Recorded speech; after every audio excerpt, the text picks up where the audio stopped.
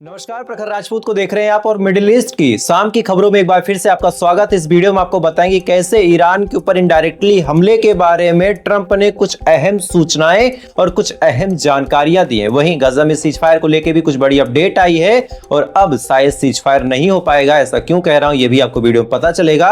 वहीं आज इजराइल को बड़ा नुकसान हुआ है और नुकसान ऐसा कि इजराइल इसके बारे में न चीख पा रहा न खुल के कुछ कह पा रहा और साथ ही लेबनान के साथ टूटा सीजफायर लगातार इजराइल के हमले तेज एक एक करके लेबनान में लोगों को मार रहा है। इजराइल गजा में भी कुछ सेटलर्स के बड़े हमले देखने को मिले, इसके बारे में भी आपको डिटेल बताऊंगा।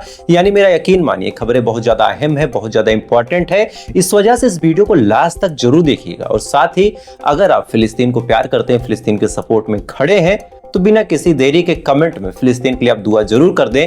और अगर आप दुआ तक नहीं कर सकते तो फिर लोग के सामने ये ड्रामा करना बंद कर दें कि आप फिलिस्तीन को सच में चाहते हैं। आप कमेंट करते रहें, तब तक मैं आपको खबरें बताता हूं। और सबसे पहले जो खबर निकल के सामने आई है, ये खबर आपको जाननी बहुत जरूरी है, क्योंकि इस खबर में ईरान के बारे में कुछ अहम टिप्पणियां की हैं डोनाल्ड ट्रंप ने। दरअसल डोनाल्ड ट्रंप से पूछा गया कि इजराइल कर्ज यानी इजराइल के जो डिफेंस मिनिस्टर है आए दिन धमकी देते हैं, आए दिन ये चेतावनी देते हैं कि अगर ईरान न्यूक्लियर वेपन बनाने की कोशिश करता है, अगर ईरान न्यूक्लियर वेपन बना ले जाता है या फिर उसकी कोशिश की थोड़ी सी भी पहल करता है, तो हम फिर से हमला करेंगे, फिर से स्ट्राइक करेंगे। अब ये बात जब डोनाल्ड ट्रंप से पूछी गई कि आपका इस पे क्या स्टैंड है, कि आप इजराइल को रोकेंगे, क्या आप इजराइल को मना करेंगे कि भाई ईरान पे हमला ना करो, तो इस पे डोनाल्ड ट्रंप ने जो कहा ये अपने आप में एक बहुत बड़ा और बहुत बड़े खतरे का संकेत है। दरअसल डोनाल्ड ट्रंप ने कहा कि हम मना नहीं कर सकते। अगर ईरान न्यूक्लियर प्रोग्राम करता है और परमाणु हथियार बनाने की कोशिश करता है, तो हम इजराइल को मना नहीं कर सकते कि आप हमला करो या ना करो। मतलब बड़ा साफ है कि अब इजराइल हमला करेगा ही करेगा। इस बात को नेतन्याहू की तरफ से डोनाल्ड ट्रंप ने कहीं न कहीं बोली थी। डोनाल्ड ट्रंप अगर कहते हैं कि हम अपोज करेंगे, हम रोकेंगे, हम मुखालफत करेंगे, तब यह माना जा सकता था कि शायद नेतन्याहू हमला नहीं करेगा। लेकिन डोनाल्ड ट्रंप ने साफ शब्दों में कहा कि अगर नेतन्याहू की सरकार यानी इजराइल की जो गवर्नमेंट है अगर वो हमला करने की कोशिश करती है, तो हम इस पे अपोज नहीं करेंगे। अब अपोज नहीं करेंगे तो मतलब बड़ा साफ है कि सपोर्ट करेंगे। यानी अब आने वाले टाइम में एक बार फिर से हमला देखने को मिल सकता है। हालांकि इस बार की मार ईरान की ऐसी है कि इजराइल को तैयारी करने के लिए थोड़ा सा वक्त लगेगा और उसी वक्त में इजराइल अगर तैयारी कर लेता है तो हमला कर देगा, नहीं कर पाता तो ये हमला कुछ टाइम बाद होगा। जैसे पिछला हमला जब हुआ था उसके 1 साल बाद फिर से इजराइल ने हमला किया, फिर ईरान ने घुस के मारा, फिर से इजराइल तैयारी करेगा, फिर से हमला करेगा। क्योंकि इजराइल को पता है कि अगर एक बार ईरान ने न्यूक्लियर वेपन बना लिया तो ऐसे हाल में फिर हमारे लिए चीजें काफी मुश्किल होंगी। खैर, अगली खबर का रुख करते हैं। अगली खबर फिलिस्तीन के ऑफिशियल्स से निकल के सामने आई है। दरअसल फिलिस्तीन के ऑफिशियल्स ने बड़ा स्टेटमेंट दिया सीजफायर को लेके। आए दिन आपको न्यूज चैनलों पे इजराइल का पक्ष सुनने को मिलता है, लेकिन चूंकि गजा के अंदर मीडिया अलाउ नहीं है तो हमास का पक्ष निकल के सामने नहीं आता। लेकिन पहली बार फिलिस्तीन के ऑफिशियल्स ने मीडिया से मुखातिब होकर अपनी बात बोली और साफ शब्दों में कहा कि जिस सीजफायर की उम्मीद में हम लोग बैठे हैं वो सीजफायर अब होने से रहा। चूंकि इजराइल का जो अंदाज है बड़ा अड़ियल है। इजराइल अपने जिद पे अड़ा हुआ है कि हमास गजा छोड़ के जाए, गजा में हमारे हिसाब से ही चीजें हों, जो हम टेम्परोरी घर बनाएंगे गजा के लोग उसमें ही रहे। और ये तमाम चीजें हमास मानने को तैयार नहीं है। हमास का कहना है कि भाई जब सीजफायर हो रहा है तो सीजफायर में आप अपने सैनिकों को लेके पीछे हटे, गजा आप खाली करें, पहली चीज। दूसरा, जो मदद की चीजें आ सकती हैं, जो खाना आ सकता है, जो पानी आ सकता है, उन तमाम चीजों को आप आने दें। अगर आप आने नहीं देंगे तो फिर सीजफायर का मतलब क्या बना। अब इसी बात को लेके इजराइल के ऑफिशियल्स और हमास के बीच बहस हो रही है। 2 बार 3 बार इन लोगों ने मुलाकात की, 2 बार 3 बार मीडिएटरों ने बातचीत सुलह समझौता करवाने की कोशिश की, लेकिन इजराइल की एकमात्र जिद है कि हमास चला जाए और हम इजराइल छोड़ के यानी गजा छोड़ के ना जाए। तो ऐसे हाल में फिर हमास मानने को तैयार नहीं, और अगर हमास ऐसी बातों को नहीं मानता तो फिर सीजफायर नहीं होगा। और ऐसी बातें मानने लायक है भी नहीं कि हमास गजा छोड़ दे, इजराइल घुसा बैठा रहे, तो फिर सीजफायर का मतलब क्या बना। एक तरह से फिर जमीन का समर्पण हो गया। खैर, अगली खबर का रुख करते हैं। अगली खबर निकल के सामने आ रही वेस्ट बैंक से। वेस्ट बैंक में इजराइल ने एक अलग प्रोपोगेंडा शुरू कर दिया है। एक ऐसा प्लान, अगर ये प्लान सच में कामयाबी के साथ चलता रहा, आप यकीन माने इजराइल को ना हमला करने की जरूरत है, ना ही लड़ाई लड़ने की जरूरत है। गजा, वेस्ट बैंक और फिलिस्तीन के जितने हिस्से, वो तमाम हिस्से अपने आप इजरायलियों के कब्जे में आ जाएंगे।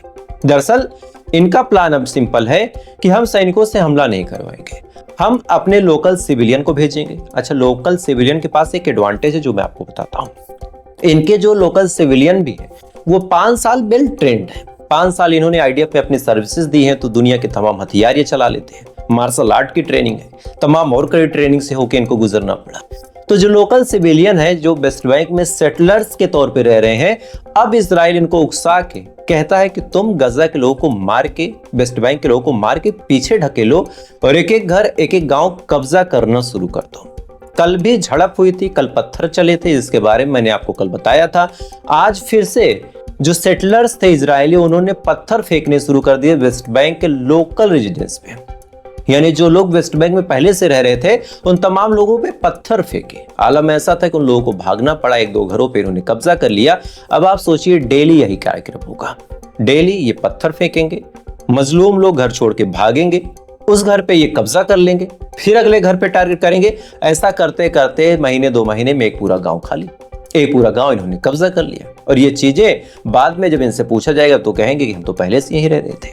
ये इनका प्लान है। अब आप सोचिए इनकी सोच कितनी नीच किस्म की है। खैर, अगली खबर का रुख करते हैं।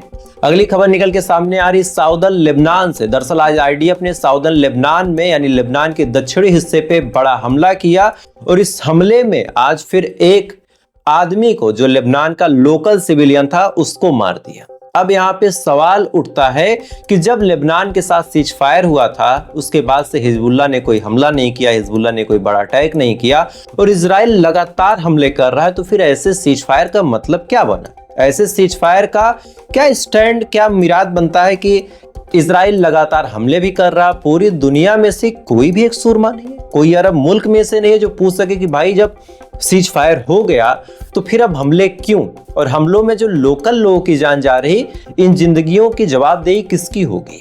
ये सवाल किसी भी देश ने अभी तक इजराइल से नहीं पूछा, और आलम ऐसा है कि लगातार इजराइल हमले कर रहा, और इन हमलों में लगातार कई लोगों की जान जा रही। आज 1 की गई है, कल मुझे याद है 3 या 4 की गई थी, और इससे पहले 1 दर्जन से ज्यादा लोगों को मारने का काम इजराइल ने लेबनान के अंदर किया था।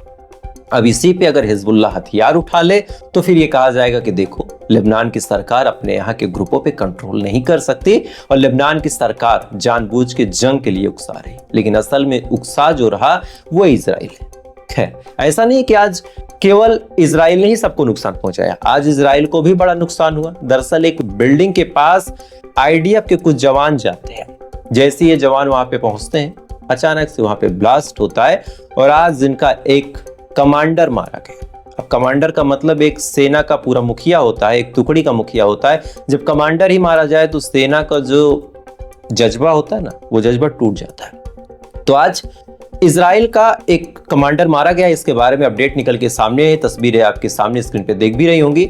इसका नाम क्या है वो लेना मैं जरूरी भी नहीं समझता, क्योंकि जैसे इनके कर्म है, क्या ही नाम लिया जाए। बस इतना है कि हाँ, अपने देश के लिए इसने जान दी है, मर गया तो मुर्दों से क्या दुश्मनी निकालना है।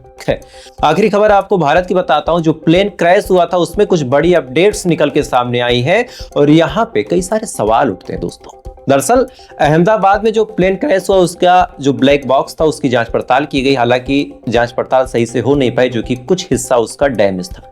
लेकिन जो जांच पड़ताल हुई उसमें जो चीजें निकल के सामने आई वो चौंकाने वाली है। पूरा का पूरा प्लेन क्रैश टोटल 32 सेकंड के अंदर हो गया।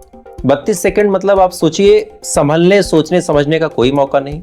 जैसे प्लेन उड़ता है, शुरुआत के 3 सेकंड के अंदर ही अचानक से दोनों इंजन बंद हो गए। दोनों इंजन, जैसे इंजन बंद हुए, पहले पायलट ने दूसरे से पूछा कि भाई तुमने फ्यूल क्यों बंद किया?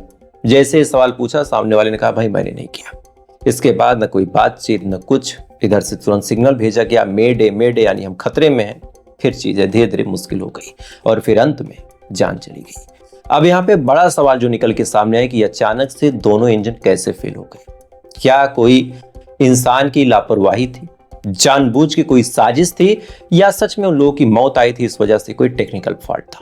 लेकिन 260 के करीब जो लोगों की जान गई, इस जान की कीमत कौन अदा करेगा? क्या सरकार की गलती, या फिर किसी ने जानबूझ के साजिश की, या फिर सच में ऊपर वाले की वही नियति थी? ये बड़ा सवाल रहेगा। खैर, आज की ये बड़ी खबरें थी। इन खबरों के बारे में आपकी क्या राय, कमेंट कीजिएगा। ऐसी खबर अगर आप मुझसे सुनने के शौकीन हैं बताने का तरीका मेरा आपको अच्छा लगता है, वीडियो में अपना प्यार दें, चैनल को सब्सक्राइब करके उस मुकाम पे पहुंचाए जहां ये पहले था। तब तक आप अच्छे रहें, खुश रहें, ऊपर वाला हिफाजत करे।